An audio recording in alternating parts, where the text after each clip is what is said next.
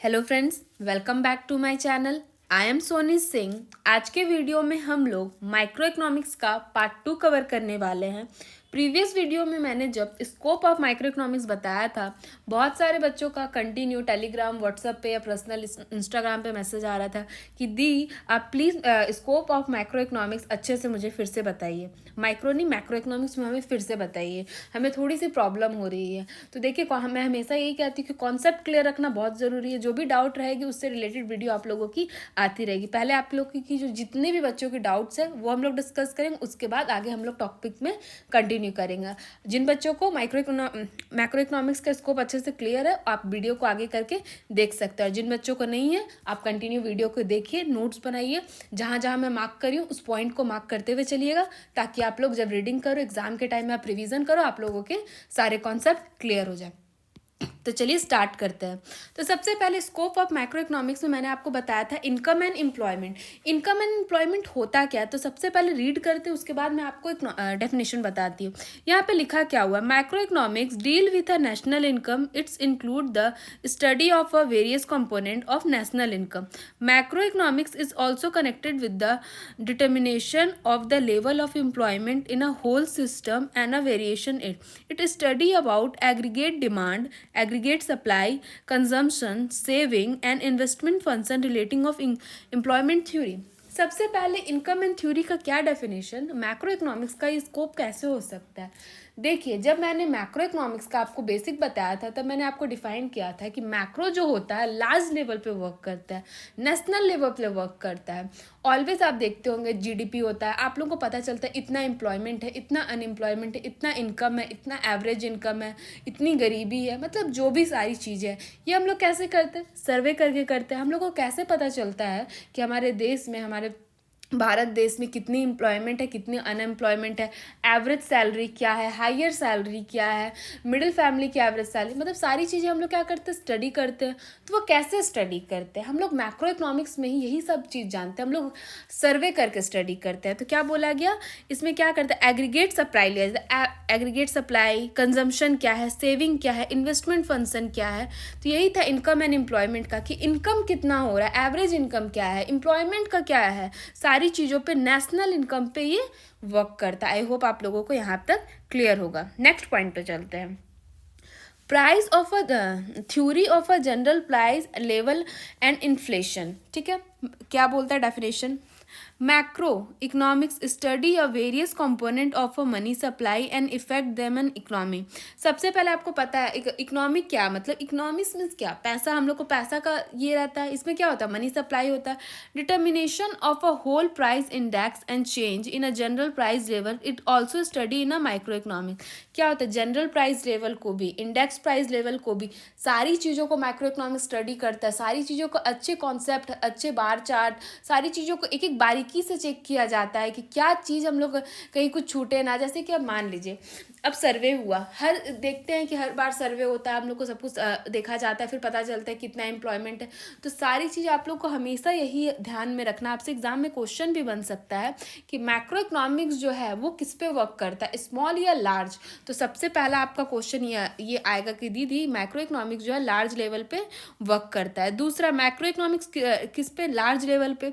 एक ऑप्शन ये भी होता है नेशनल पे भी वर्क कर सकता है। हम लोग सबकी होली इस पे स्टडी करते हैं। ठीक है, नेक्स्ट पॉइंट है point number C, theory of a trade cycle. Trade cycle का मतलब क्या होता है, इसको हम लोग जब नेक्स्ट चैप्टर करेंगे उसमें बहुत अच्छे से आप लोग को एक्सप्लेन करूंगी, ताकि आप लोग को ये पॉइंट, अभी थोड़ा सा एकदम बेसिकली बताती हूँ ताकि ये चीज़ आपको समझ में आ जाए। ठीक है, every economic face the problem of बूम्स and depression. बूम्स मतलब क्या, बूम्स मतलब हुआ कि हाई होता है एवरी इकोनॉमिक्स। अब देखते हैं, कभी कभी आप, अगर आपको शेयर मार्केट के बारे में पता, आप कभी नाम सुने होंगे, जनरली आजकल हर कोई जान रहा है शेयर मार्केट को, क्रिप्टो करेंसी को, सारी चीज़ों को आप लोग जान रहे हो। तो आप लोग सोचते हैं कभी कभी मार्केट बहुत अच्छा गया, मतलब मार्केट ऑलवेज हाई जा रहा है, कभी कभी आप देख रहे होगे मार्केट लो आ रहा है। तो क्या होता है, ट्रेड साइकिल इकोनॉमिक पे भी तो इफेक्ट कर रहा है ना। होली हम लोग का देख रहे हैं कि क्या हो रहा है, तो उसी बोला गया बूम्स एंड डिप्रेशन पे आपका वर्क करता है during the process in development, development में करता है।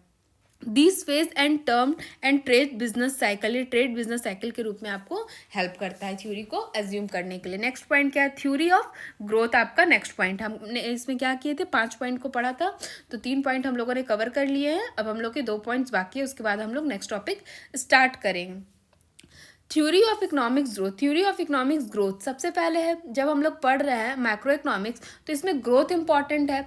ग्रोथ होगा जब देश का ग्रोथ होगा तब, जब इंडिविजुअल, सबसे पहले आपको हमेशा ये सोचना है, जब एक एक इंडिविजुअल का ग्रोथ होगा उसी तरह से ये पूरे देश का ग्रोथ होगा। दीदी कैसे, हर इंडिविजुअल एक एक यूनिट मिलके ही एक लार्ज यूनिट में कन्वर्ट होता है।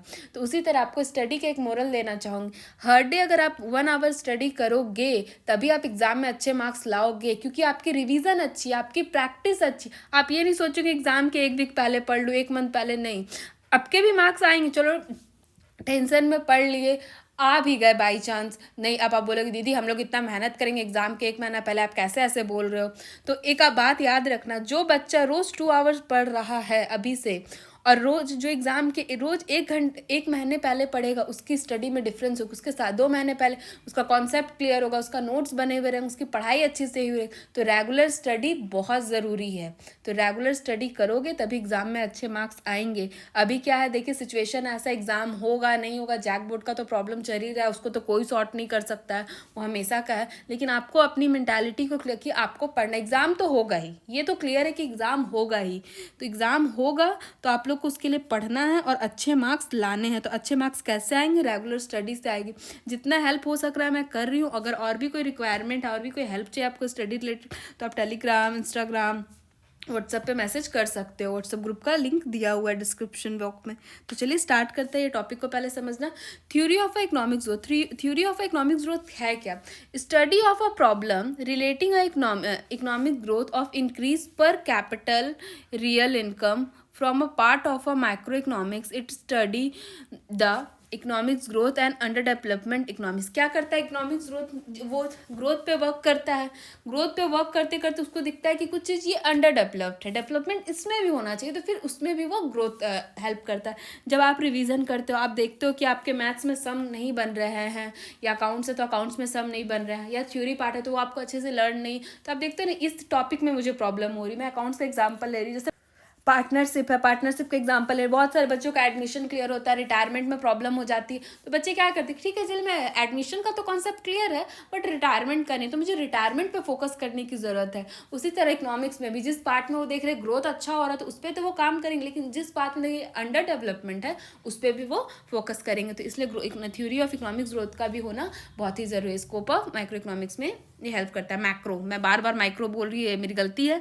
माइक्रो एक आप लोगों को इतना पढ़ा है कि वो मेरे क्या बोल रही हूँ, बार बार वही बोल रही हूँ, इसलिए मैक्रो इकोनॉमिक्स, ठीक है। Macro theory of distribution, macro theory of distribution क्या कहता है, macro theory of a distribution deal with a distribution of a income among various factor. The analytical study of this theory help to equitable distribution of a income and constitute a part of a macro economics. तो अब देखिए क्या बोलना चाह रहा है कि distribution से आप लोग क्या समझते हैं, deal with a equal distribution theory. पहली बात है इनकम पे इस पे फोकस किया गया, डिस्ट्रीब्यूशन वाले पार्ट में इनकम एंड वेरियस फैक्टर को देखते हुए सारी चीज़ों को स्टडी। ये थोड़ा आपको लर्न करना होगा ये वाला पॉइंट को, मतलब थ्योरेटिकल डिस्ट्रीब्यूशन। अब हर चीज़ प्रैक्टिकल नहीं हो सकती, बहुत सारी चीज़ें हम लोग प्रैक्टिकल करते हैं, लेकिन कुछ होता है ना प्रिंसिपल है, ये हमारे एथिक्स है, तो कुछ चीज़ें थ्योरेटिकल होती है, उसको एनालाइज करके एक बार चार्ट के द्वारा बनाया जाता है और समझा जाता है, फिर उस पर डिस्ट्रीब्यूशन उसके माध्यम से किया जाता है। आई होप आप लोगों को यहाँ तक क्लियर होगा। अब जिन बच्चों का scope of macro economics clear था नहीं था, उनका क्लियर हो गया होगा। आप लोग प्लीज़ कमेंट किया कीजिए आप लोग को समझ में आया, आप लोग की नेक्स्ट वीडियो क्या है कमेंट सेक्शन में। मुझे बहुत अच्छा लगता है कि जब आपके कमेंट्स आते कि दी ये वाला पॉइंट्स क्लियर हो गया, ये पॉइंट ठीक है, हाँ लगता है कि चलो बच्चे वीडियो देख रहे हैं तो उनको समझ में आ रहा है। नेक्स्ट पॉइंट पे चलते हैं। नेक्स्ट पॉइंट हम लोग का था कुछ ज़्यादा पॉइंट नहीं है, बट इसके थोड़े से कॉन्सेप्ट आप लोग को क्लियर होने चाहिए, क्योंकि आगे में ये सारे कुछ पॉइंट्स आपको लास्ट में मिलेगा, तो आपको पता होगा कि हाँ दीदी ने ये बताया था। इसे बुक में आपका लिखा भी हो, some basic concept of macro economics, ठीक है। गुड्स क्या होते हैं? गुड्स की डेफिनेशन आप लोग को आई थिंक बहुत अच्छे से क्लियर होगी, बहुत अच्छे से पढ़ाया डिमांड एंड सप्लाई में बहुत अच्छे से। लेकिन यहाँ मैक्रो इकोनॉमिक्स में गुड्स का डेफिनेशन चेंज हो जाता है, क्योंकि माइक्रो अलग है, मैक्रो अलग है। मैक्रो इकोनॉमिक्स में गुड्स का डेफिनेशन यहाँ पे आता है कंजम्पशन, क्योंकि ये देख रहा है कि होली कितना कंजम्पशन हो रहा है, और दूसरा है प्रोड्यूस, गुड्स प्रोड्यूस क्या हो रहा है। तो कंजम्पशन गुड की क्या डेफिनेशन है, पहले वो पढ़ते हैं। Consumption goods are those goods which are bought and used by a consumption rather than using them a further production process. Consumption मतलब कैसे कंजम्पशन मतलब हो रहा है, तो इसका प्रोडक्शन कितना, अगर ज़्यादा कंजम्पशन हो रहा है तो इसका प्रोडक्शन भी ज़्यादा हो रहा होगा, अगर कम कंजम्पशन हो रहा है तो इसका प्रोडक्शन भी कम हो रहा होगा। यही सारी चीज़ों को देखता है। तो इसमें भी आपके दो टाइप के गुड्स आते हैं, durable and non durable. Durable goods क्या होते हैं? ड्यूरेबल गुड्स जो होते हैं, यहाँ पे आप लोग स्टार बना के लिख सकते हो शॉर्ट में, लॉन्ग टर्म के लिए होते हैं। नॉन ड्यूरेबल गुड्स जो होते हैं ये आपको शॉर्ट टर्म के लिए होते हैं। दीदी गुड्स भी शॉर्ट टर्म लॉन्ग टर्म कैसे? अब देखिए मैं शॉर्ट में बताती हूँ आप लोगों को। यहाँ पे मैंने एग्जाम्पल पे भी लिखा है, नोट्स एकदम प्रॉपर बनाते चलिएगा। आप वीडियो को पॉज करो और नोट्स लिखते चलो, जहाँ जहाँ मार्क करी उसको मार्क भी करो, और जो शॉर्ट में लिख रही हो कि इसको लॉन्ग टर्म बोल रहे, शॉर्ट टर्म बोल रहे, ताकि जब एग्जाम आए तो फटाफट रिविजन करो, एग्जाम में जाओ और पेपर एकदम अच्छे से लिख के आ जाओ, ठीक है। ड्यूरेबल गुड्स मतलब लॉन्ग टर्म। अब आप टेलीविज़न तो बार बार लोगे नहीं, अगर आपको टीवी लेना है तो बार बार नहीं लोगे। फ़ोन लेना है, लैपटॉप लेना है, एसी लेना है, कबर्ड लेना है, अगर घर के लिए फ़ैन लेना है, ये सब चीज़ क्या हुआ? लॉन्ग टर्म के लिए। हाँ जब ख़राब होगा तब बनवाया जाएगा या फिर न्यू आएगा, तो क्या हुआ 5 to 6 ईयर या 10 ईयर्स के लिए तो आप निश्चिंत हो गए। चलिए दीदी 5 to 6 ईयर्स आपने 10 ईयर ज़्यादा बोल दिया, एटलीस्ट 5 ईयर तो आप लोग लोगे ही, तो ये क्या हुए? लॉन्ग टर्म के लिए हो गए। तो ड्यूरेबल गुड्स आपसे पूछ सकते हैं ड्यूरेबल गुड्स क्या होते हैं, तो ड्यूरेबल गुड्स जो होते हैं आपके लॉन्ग टाइम के लिए होते हैं। इसको मार्क कर लिख एकदम अच्छे से, ठीक है। नॉन ड्यूरेबल गुड्स क्या होता है? फॉर अ शॉर्ट टाइम होते हैं। चलिए एक बार डेफिनेशन भी पढ़ देती हूँ ताकि आप लोगों को कोई भी डाउट ना रहे। ड्यूरेबल गुड्स आर दोज, एक सेकंड कलर का चेंज कर लेती हूँ ताकि क्लियर हो जाए। Durable goods are those that is last for a long time. These goods have a long life and satisfying the consumption want continuously for long time। मतलब क्या करता है? लॉन्ग टाइम तक ह्यूमन का वांट को satisfy करते रहता है। एग्जाम्पल के लिए मैंने लिख भी दिया television and air conditioner. Non durable goods are goods consumption for a short time satisfying human wants and a short period. जैसे कि हम लोग पेन पेंसिल लेते हैं, स्टेशनरी आइटम, फूड, टूथपेस्ट, ये सब क्या शॉर्ट टर्म खत्म हो जाएगा, एक महीने में दोबारा आएगा, ये हुआ। अब प्रोड्यूस का डेफिनेशन पे आते हैं, यहाँ पे आप लोगों को समझ में आ जाएगा। कलरफुल हाइलाइटर रखा करो आप अपने पास, black pen, blue pen, pencil, 2 highlighter, 2-3 colour के हाइलाइटर होना चाहिए, या स्केच पेन, ताकि आप लोग के नोटबुक अच्छे रहे तो पढ़ने में भी इंटरेस्ट आप लोगों का आते रहेगा, ठीक है। प्रोड्यूस गुड्स क्या होता है? Produce good refer those material which is used by a firm produce a consumption goods. Those produced goods help to satisfying a human want। में indirectly help करता है human want को satisfy करने के लिए। देखिए प्रोड्यूस हो रहा है तभी वो कंजम्पशन हो रहा है, तो मेन आपको कंजम्पशन में आपको ज़्यादा अच्छे से समझना है ये वाला पॉइंट कि कौन से गुड्स होते हैं durable goods and non durable goods. Durable goods होते हैं आपके लॉन्ग टाइम के लिए, नॉन ड्यूरेबल गुड्स होते हैं आपके शॉर्ट टाइम्स के लिए। ड्यूरेबल गुड्स में आपका कितना होता है? टेलीविजन और एयर कंडीशनर होता है। नॉन ड्यूरेबल आपका stationery item and food item होता है।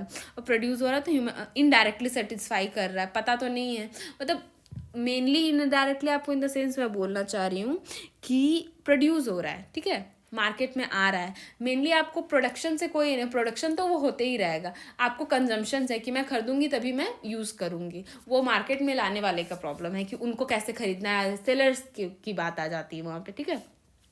एक आता है इंटरमीडिएटेड गुड्स और एक होता है कैपिटल गुड, ठीक है। ये छोटा सा कॉन्सेप्ट है, ज़रूरी नहीं था इसलिए मैंने उतना डिस्कस नहीं किया। अब एक छोटा सा ये कॉन्सेप्ट है, ये कॉन्सेप्ट बहुत ही थोड़ा इंपॉर्टेंट है, इसको नेक्स्ट वीडियो में आई थिंक मैं डिस्कस करूँगी। हाँ नेक्स्ट वीडियो में ही डिस्कस करूँगी, क्या कि इसके बाद नेक्स्ट चैप्टर हम लोग का स्टार्ट हो जाएगा। Capital investment, concept of investment. Investment is a process, capital information of a process that increase in stock capital, change in stock of capital called capital information. Fix investment and inventory investment क्या होता है इसको हम लोग next video में discuss करेंगे। I hope आपके लिए वीडियो हेल्पफुल रही होगी, समझ में आएगी। वीडियो पसंद आती है तो लाइक किया कीजिए, एंड जो भी डाउट्स है, कुछ भी पॉइंट्स आपको नहीं समझ, कमेंट सेक्शन में आप कमेंट करके पूछ सकते हैं। Thank you for watching this video guys, thank you so much.